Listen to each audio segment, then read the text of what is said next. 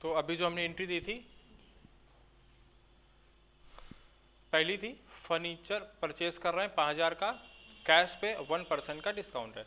तो फर्नीचर खरीद रहे हैं तो फर्नीचर अकाउंट डेबिट होगा, और फर्नीचर की वैल्यू बताई हमने 5,000, तो वो फिर चेंज नहीं हो सकती। फर्नीचर डेबिट 5,000 से, फर्नीचर अकाउंट डेबिट 5,000, ठीक। 1% डिस्काउंट है, तो 1% डिस्काउंट कितना हो गया, 50 रुपी। तो डिस्काउंट खरीदते वक्त डिस्काउंट हो रहा है तो हमारे लिए क्या है, प्रॉफिट या लॉस? हम खरीद रहे हैं, डिस्काउंट हो रहा है तो क्या हो रहा है, प्रॉफिट है। तो डिस्काउंट कहाँ जाएगा, 2 में, तो 2 डिस्काउंट है 50।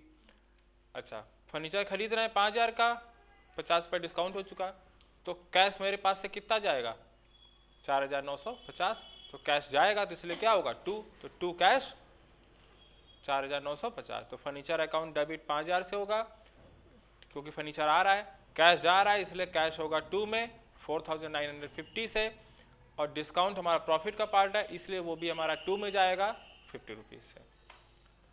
नेक्स्ट है सेल गुड्स कर रहे हैं 8,000 का, ठीक है, कैश पे है और 2% के डिस्काउंट पे सेल हो रही। तो सेल आ रहा है कि जा रहा है, तो सेल हमारा 2 में जाएगा 8,000 से। देखो सेल हमारा 2 कितने से, 8,000 से। फिर कैश आ रहा है कि जा रहा, कैश आएगा। अब पहली बात करते हैं डिस्काउंट कितना है, 2%, तो 8,000 का 2% कितना हुआ, 160 रुपये। ये डिस्काउंट मेरा प्रॉफिट का है कि लॉस का,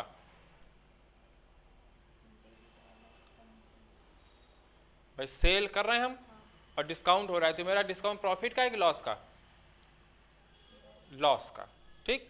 तो इसलिए ये डिस्काउंट डेबिट में जाएगा, ठीक। तो डिस्काउंट कहाँ जा रहा है, डेबिट में, कितने से, 160 से। तो सेल क्रेडिट है 8,000 से, ठीक है, डिस्काउंट डेबिट 2%, मतलब डिस्काउंट डेबिट हो गया 160 से। अब 8,000 सेल में 160 डिस्काउंट हो गया, तो कैश कितना आएगा मेरे पास, 7,840, तो कैश डेबिट। तो सेल जाएगा तो सेल 2 में जाएगा, कैश आ रहा है तो कैश डेबिट होगा, और डिस्काउंट हमारा क्या है, लॉस है, तो ये भी डेबिट होगा।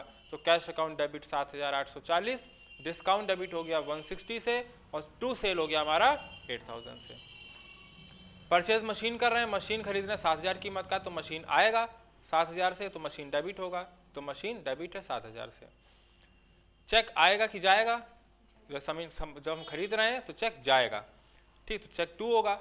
अब पहले डिस्काउंट की बात करते हैं, खरीदते वक्त डिस्काउंट हो रहा है, प्रॉफिट है कि लॉस, प्रॉफिट है, तो ये कहाँ जाएगा, 2 में। 7,000 का 2% कितना हुआ, 140, तो 2 डिस्काउंट 140।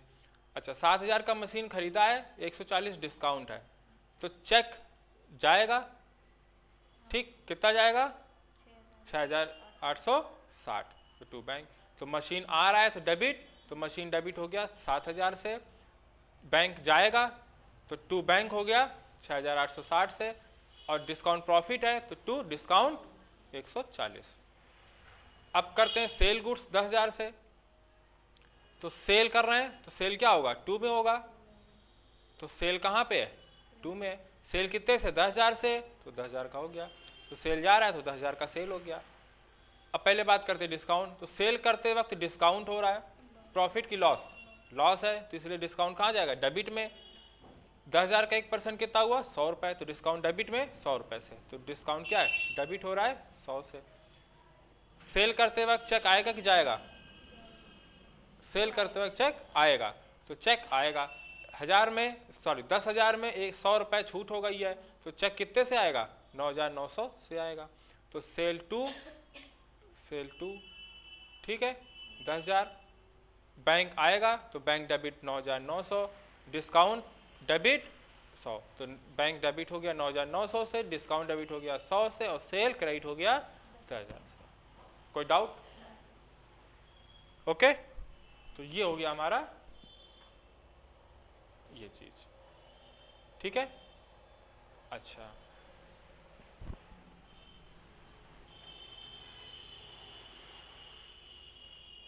अब हम आपको कुछ प्रैक्टिस के लिए दे रहे हैं, ठीक, ओके, पीछे का और सबका मिला के, ठीक है, वो प्रैक्टिस के लिए दे रहे हैं। जब आप उसको प्रैक्टिस कर लोगे, ठीक है, तो अब ये डिस्काउंट की क्लास हम फिर दोबारा देंगे, ठीक है। अब हम इसमें चालू करेंगे पार्टी के साथ डिस्काउंट, ठीक है, ओके। तो ये एंट्री तो हो ही गई है, ये हम समझा ही देते हैं, बाद में होता रहेगा, प्रैक्टिस एक साथ दे देंगे। चलो अब हम थोड़ा एंट्री चेंज कर रहे हैं। अभी आपने कैश पे डिस्काउंट किया ना, अच्छा अब हम क्या कर रहे हैं कि हम पार्टी से उधार खरीदेंगे और पेमेंट के वक्त डिस्काउंट होगा। हमने कहा purchase goods on credit from traders 10,000, ठीक, अच्छा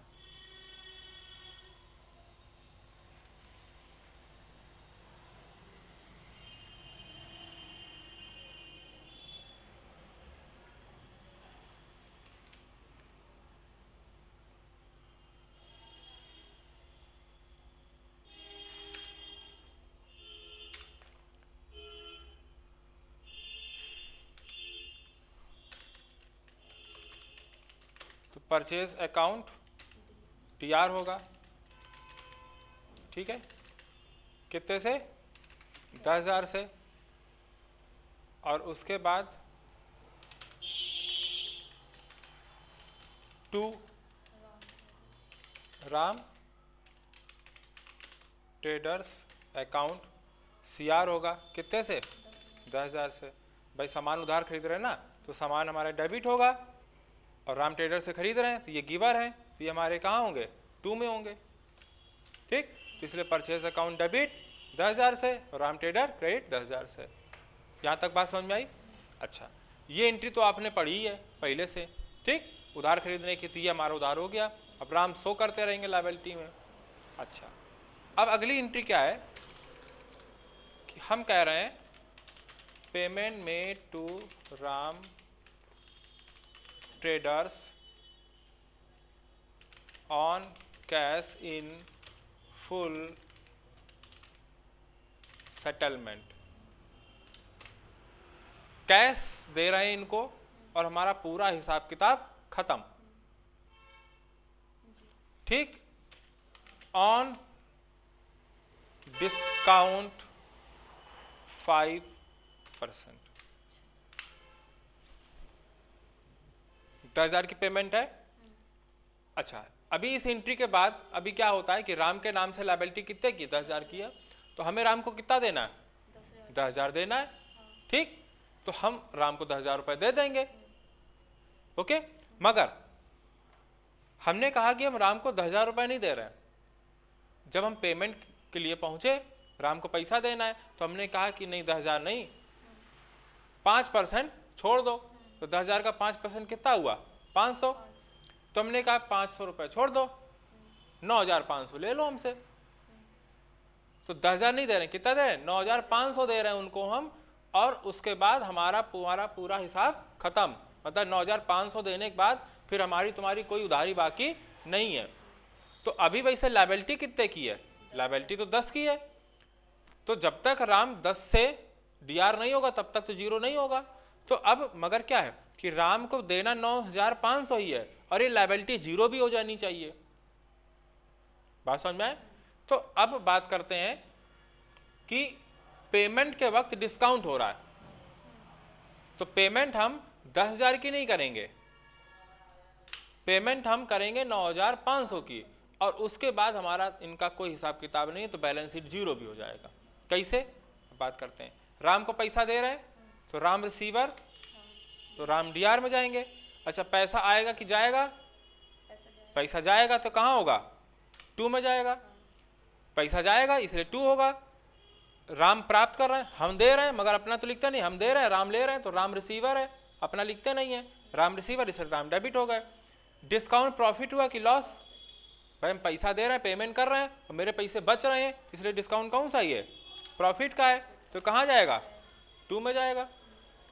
डिस्काउंट कितना है 500, वो आप साइड में लिख लो, ठीक, ताकि याद रहे। अब देखो राम डीआर है, राम ट्रेडर्स अकाउंट डीआर, ठीक, और टू कैश अकाउंट और to discount account. Ram trader की हमारी टोटल हिसाब किताब कितने का है? 10,000 का। तो राम ट्रेडर 10,000 से लायबिलिटी पे है, तो इसलिए राम डेबिट 10,000 से ही होंगे। तो राम ट्रेडर 10,000 से क्रेडिट है और राम ट्रेडर 10,000 से डेबिट हो गए, तो राम के सामने हो गया 0, जिसमें से कैश मेरे पास से गया सिर्फ कितना? 9,500 और 500 रुपए का क्या हो गया? डिस्काउंट। अभी क्या है? अभी अगर ये डिस्काउंट ना होता तो आप पेमेंट कितने की करते? 10,000 की। भाई राम ट्रेडर 10,000 से डेबिट और कैश 10,000 से क्रेडिट। भाई नॉर्मल एंट्री यही बनती है। भाई उधार खरीदने की एंट्री तो ये हो गई, 10,000 की लायबिलिटी चढ़ी है राम के नाम से, ठीक, राम के नाम चढ़ी है। नॉर्मली पैसा देना होता 10,000, तो राम ट्रेडर को 10,000 से डेबिट करते और कैश को 10,000 से क्रेडिट, तो मेरे पास से रुपए कितना गया? 10,000 गया। मगर 5% छूट है, तो इसलिए राम ट्रेडर तो 10,000 से ही डेबिट होंगे। क्यों? क्योंकि ये 10 से क्रेडिट है, जब तक ये 10 से डेबिट नहीं होगा ये 0 होगा नहीं, ठीक है। तो ये हमारा 10 से ही डेबिट होगा, तो 10 से 10 खत्म, राम हो गया 0। कैश कितना गया मेरे पास से? 9,500, ठीक। और टू डिस्काउंट अकाउंट चढ़ गया यहां पे कितने से? 500 से। समझ में आई बात? अब गलती क्या होगी? गलती यहां से चालू होगी कि आप यहां तो गलती से कहो आप राम को 9,500 लिख दो, क्योंकि आपने देखा खरीदते वक्त तो देखा कि 10,000 खरीद हुई, मगर डिस्काउंट वक्त आपने देखा कि राम को हम 500 रुपए छूट पर पैसा दे रहे हैं, तो आपके दिमाग में चलेगा कि राम को हम 9,500 दे रहे हैं, तो कहो आप राम ट्रेडर को 9,500 से डेबिट कर दो। अब इसमें समझने वाली बात क्या है? अगर राम ट्रेडर को आप 9,500 से डेबिट करोगे, राम ट्रेडर क्रेडिट कितने से है? 10,000 से। राम ट्रेडर डेबिट कितने से हुए? 9,500 से। तो क्या राम ट्रेडर 0 हुए? नहीं, बच गया। समझने वाली बात। दूसरी बात, अगर आप राम को 9,500 से डेबिट करते हो, कैश 9,500 ही दे रहे हो, तो फिर डिस्काउंट किस बात का हुआ? भाई ये बैलेंस हो गए ना, ठीक। अब 9,500 डेबिट करो और कैश 10,000 तो दोगे नहीं। क्या आप कहो कि हम कैश नहीं 10,000 दे रहे हैं और राम 9,500 से डेबिट है, कैश 10,000 दें? ऐसा भी नहीं होगा कि 500 को आप इधर सेट करो, ठीक। तो जब एक गलत चालू होता है तो गलती पे गलती बैलेंस करने के लिए करनी पड़ती है। तो इसलिए ये क्रेडिट है 10 से, तो अगर फुल पेमेंट हो रही है तो 0 करने के लिए ये डेबिट कितने से होंगे? 10 से, ठीक है। तो जब ये क्रेडिट 10,000 से है तो डेबिट ये 10,000 से होगा, तभी 0। कैश इतना गया और डिस्काउंट 500 हो गया। कोई कंफ्यूजन? ठीक। अब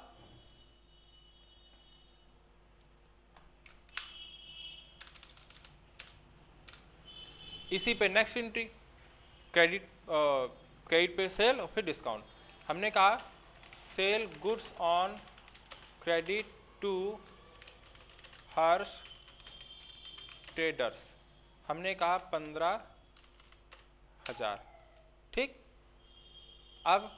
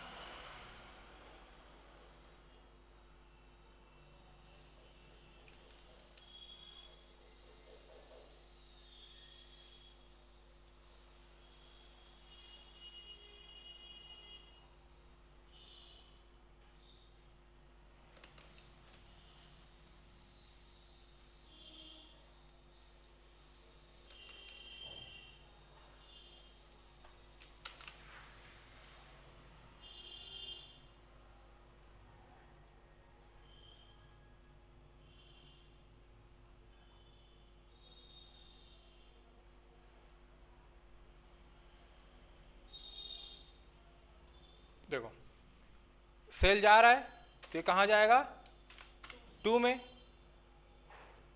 हर्ष को बेच रहे हैं हम, तो हर्ष रिसीव कर रहे हैं, ठीक है, तो ये कहाँ जाएंगे, डेबिट में जाएंगे, ठीक। तो एंट्री क्या बनेगी हमारी,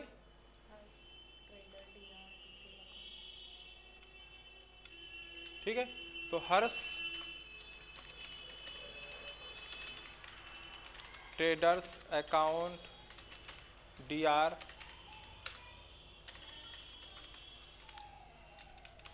टू सेल अकाउंट।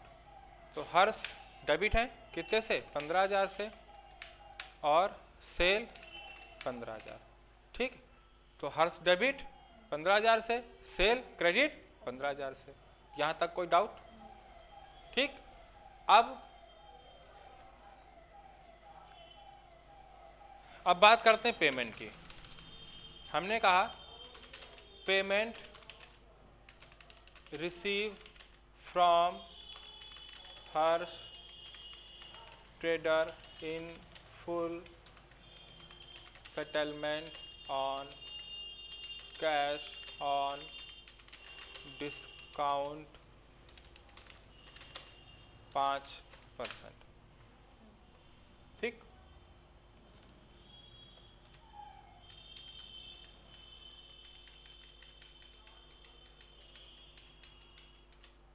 तो हम क्या कह रहे हैं, सेल गुड्स किया, ये एंट्री नॉर्मल है, सबको पता है, आप लोगों ने कर चुके हैं, ठीक है। तो हर्ष हमारा डेबिट हो गया 15,000 से, और सामान गया तो सेल क्रेडिट हो गया। इसका मतलब ये है कि हर्ष डेबिट के सामने 15,000 से अमाउंट डेबिट पड़ा है, मतलब ये पैसा हम लेंगे, ठीक। तो ये पैसा हम लेंगे, सामान चला गया और ये पैसा हमें लेना है। अब मान लो आज लेने की बात आई, तो पेमेंट रिसीव कर रहे हैं हर्ष ट्रेडर से इन फुल सेटलमेंट, मतलब पूरा पैसा ले रहे हैं कैश पे, कैश पे हम पूरा पैसा ले रहे हैं, मगर 5% की छूट पर।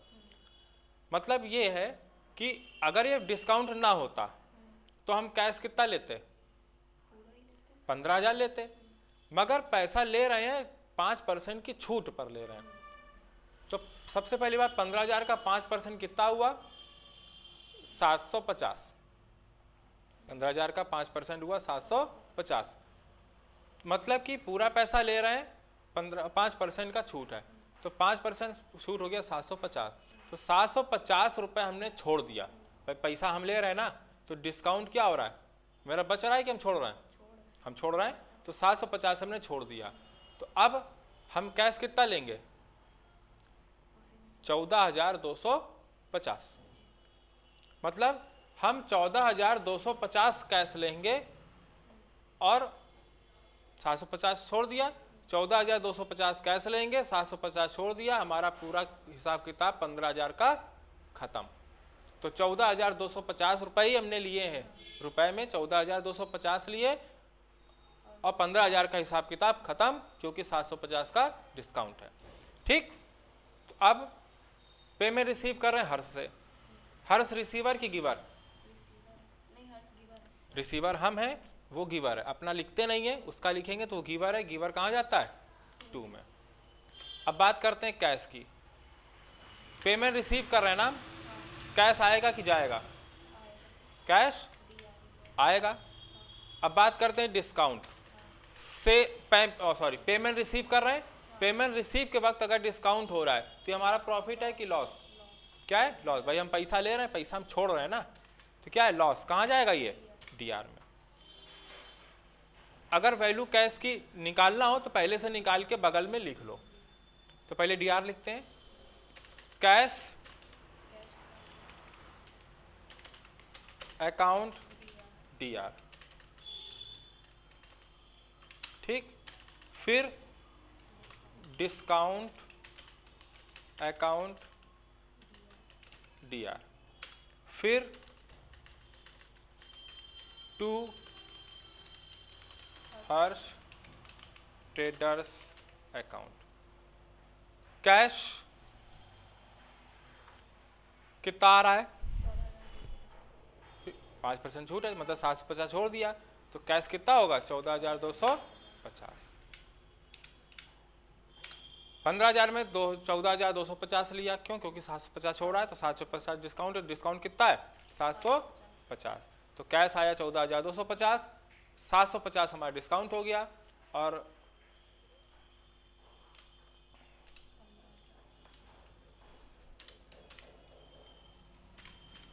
ठीक है 15,000 हमारा क्या हो गया हर्ष ट्रेडर क्रेडिट। तो हर्ष ट्रेडर देखो डेबिट थे कितने से 15,000 से, हर्ष ट्रेडर क्रेडिट कितने से हो गए 15,000 से, तो 15 से 15 जीरो। अब हर्ष के सामने कोई पैसा नहीं है। 14,250 कैश आ चुका है, 750 हमारा हो गया डिस्काउंट। कोई डाउट? ठीक है, तो अब ये आपको एंट्री नोट करनी है, ये वाली नोट करो। हाँ ये उधार पे ये वाली ना, ये वाली नोट करो, फिर उसके बाद फिर नीचे ये वाली है। ठीक, तो पहले ये वाली नोट करो। हाँ भाई ये परचेस किया क्रेडिट पे, फिर पेमेंट किया है, दोनों करो।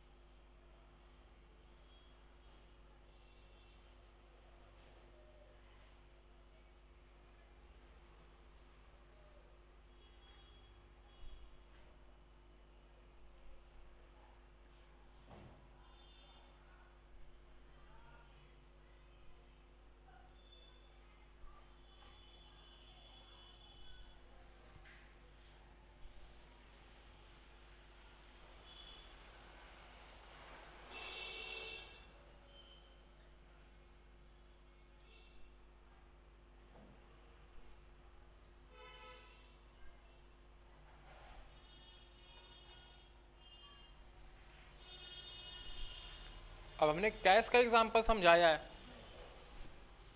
इसी तरीके से चेक पे भी हो जाएगा, किसी पे भी हो सकता है।